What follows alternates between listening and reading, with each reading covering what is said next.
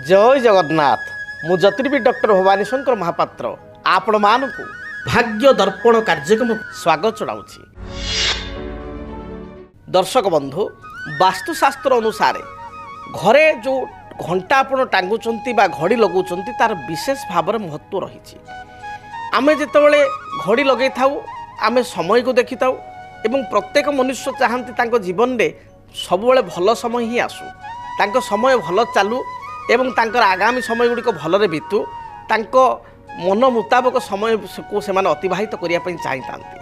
घंटा आम टांगी था दिनर मान जानापी बा समय को निरूपित करने मात्र बेले बेले भूल स्थान रे आम घंटा रखा द्वारा बा लगाइबा द्वारा आमर पॉजिटिव ऊर्जा नष्ट होता है, घरर पॉजिटिव वास्तु नष्ट होता है एवं नकारात्मक शक्ति बढ़ी था। जेभली आमे प्रथमे जानिबा घंटा केउ दिगरे लगाइबा आवश्यक। सबुठारु बड़ कथा होची अनेक व्यक्ति विशेष देखिबे आपण घरे घंटा विषय बा घड़ी जो घर बड़ घड़ी लगौचंती बा घंटा रखुचंती तार दिग विषय से माने जानि नाहंती, केवल समय को निरूपित करिया पई समय जानिया पई घरे घंटाटी लगैचंती। घरर दक्षिण दिग मने रखितांतु। दक्षिण दिग होची वास्तुशास्त्र अनुसार आमे जदि देखिबा ताहले जमंकर दिग, दक्षिण रे जम रही थांती एवं दक्षिण दिगर अधिपति होचंती मंगल, दक्षिण पूर्व अग्निकोणर अधिपति होचंती शुक्र। तेणु आपण घंटा को केबे हेले प्रथमत मन रखंतु घरर दक्षिण पूर्व अग्निकोण रे आपण घंटा लगांतु नाही। घरर दक्षिण दिग जमंकर स्थान होइतिबारु दक्षिण दिगरे घंटा लगाइबा आदौ अनुचित। घंटा घरर दक्षिण दिगरे लगांतु नाही। घरर दक्षिण दिगरे किंबा दक्षिण पूर्व अग्निकोण रे घड़ी बा घंटा को आपण ओळांतु नाही बा लगांतु नाही बा रखंतु नाही।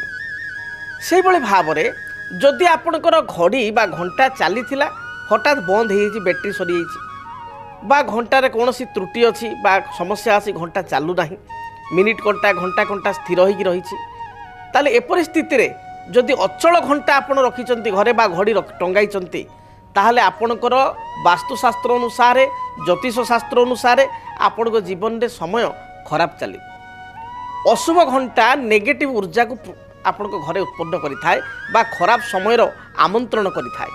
तेणु जो घंटा अचल हो जाइए, जो घड़ी चालू नाही बा जो घड़ी किसी त्रुटि रही यांत्रिक त्रुटि रही ताले ताकू तुरंत आपण सजाड़तु किंबा सजाड़ा कंडीशन में नथिले ताकू कौन सी जगार आप विसर्जन करूँ बा कौटी जगार पकई दिंतु बा क्या दे दिंतु। किंतु जो घड़ी अचल अच्छी ताकू आपण घरे आदौ टांगतु ना।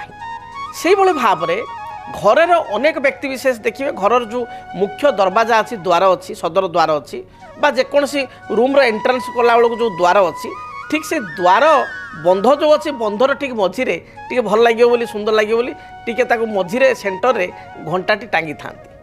यह अशुभ अटे।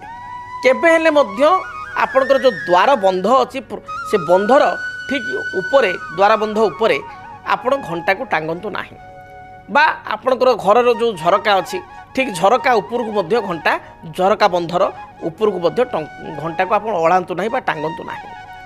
तेणु ए दिग गुड़ी को आपको विशेष गुरुत्व देवा पड़ो। एबे आसंतु जानिबा आपणकर को दिगरे घड़ीटी बा घंटाटी लगेले शुभ। वास्तुशास्त्र अनुसार सदा सर्वदा पूर्व दिगरे आपण घंटा टांगिले आपणकर सकारात्मक ऊर्जा पड़ी थाए एवं समय आगु को भल चली थाए। तेणु घरर पूर्व दिगरे बा जो रूम रे आपण रहुचंती बा डाइनिंग एरिया अच्छी पूर्व कांथरे आपण घंटा टांगतु बा ओढ़ातु यह सबुठारु भल होता है। यह परवर्ती स्थान होची उत्तर दिग। घरर उत्तर कांथरे मध्य आपण घंटा टांगी पारिबे टंगाई पारिबे यह मध्य शुभप्रद होता है। उत्तर पूर्व ईशान्य कोण मध्य शुभप्रद होता है। तेणु पूर्व दिग उत्तर दिग बा उत्तर पूर्व ईशान्य कोण रे घंटा आपण टांगी पारिबे यह आपण पई पॉजिटिव हबो। दक्षिण दिगरे आदौ टांगिबे नाही बा दक्षिण कांथरे घंटा आदौ लगैबा नाही। दक्षिण पूर्व अग्निकोण बा आग्नेय कोण रे आदौ लगैबे नाही। जदि घरे जगह अभाव अच्छी बा आपणकर कौनसी कारणरू आपण पूर्व बा उत्तर कांथरे लगाई पारनाहांती एपरि स्थल रे पश्चिम कांथरे मध्य लगाई पारिबे। यह नेगेटिव नुह सम अटे।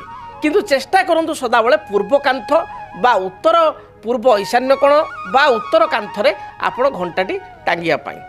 ଘଣ୍ଟା ସଦାବେଳେ ଆପଣଙ୍କର ଗୋଲାକାର ହେବା ଆବଶ୍ୟକ କିମ୍ବା ଘଣ୍ଟା ଆପଣ ଚୌବର୍ଗକାର ହେବା ଆବଶ୍ୟକ। ଆଜିକାଲି ମାର୍କେଟରେ ବିଭିନ୍ନ ଡିଜାଇନରେ ମଧ୍ୟ ଘଣ୍ଟା ଆସୁଛି, ଷଟକଣାକାର, ଆପଣଙ୍କର ଅଷ୍ଟକଣାକାର, ତ ସେଗୁଡ଼ିକୁ ଘଣ୍ଟା ଆପଣ ଲଗାନ୍ତୁ ନାହିଁ। ସଦାବେଳେ ବୃତ୍ତ ଘଣ୍ଟା ବା ଆପଣଙ୍କର ଚତୁର୍କଣାକାର ଘଣ୍ଟା ଏହା ସଦାସର୍ବଦା ଶୁଭ ହୋଇଥାଏ। ଡାଇନିଂରେ ଘଣ୍ଟା ଲଗାଇ ପାରିବେ, ଡାଇନିଂ ହଲ୍ରେ ମଧ୍ୟ ପୂର୍ବ କାନ୍ଥ ଉତ୍ତର କାନ୍ଥ ଲଗାଇ ପାରିବେ, ଡ୍ରଇଂ ରୁମ୍ରେ ପୂର୍ବ କାନ୍ଥ ଉତ୍ତର କାନ୍ଥ ଲଗାଇ ପାରିବେ। ବେଡ଼ରୁମ୍ରେ ଘଣ୍ଟା ରଖନ୍ତୁ ନାହିଁ। ବେଡ଼ରୁମ୍ରେ ଘଣ୍ଟା ରଖିଲେ ଦାମ୍ପତ୍ୟ ଜୀବନରେ ଅନେକ ସମୟରେ ସମସ୍ୟା ମଧ୍ୟ ଦେଖାଦେଇଥାଏ।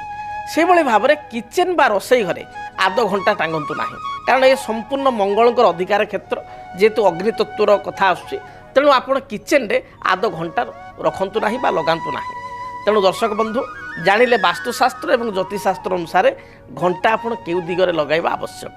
ଯଦି ଆପଣଙ୍କ ଜୀବନରେ ବ୍ୟକ୍ତିଗତ ପାରିବାରିକ ସମସ୍ୟା, କର୍ମକ୍ଷେତ୍ର ନିଯୁକ୍ତି, ବୈବାହିକ ସମସ୍ୟା, ବାସ୍ତୁ ଦୋଷ ଏବଂ ମାଲି ମକଦ୍ଦମା ଆଦି ସମସ୍ୟା ଥାଏ, ତାହେଲେ ସମସ୍ୟାର ସମାଧାନ ଓ ପରାମର୍ଶ ପାଇଁ ଆମକୁ ଯୋଗାଯୋଗ କରନ୍ତୁ।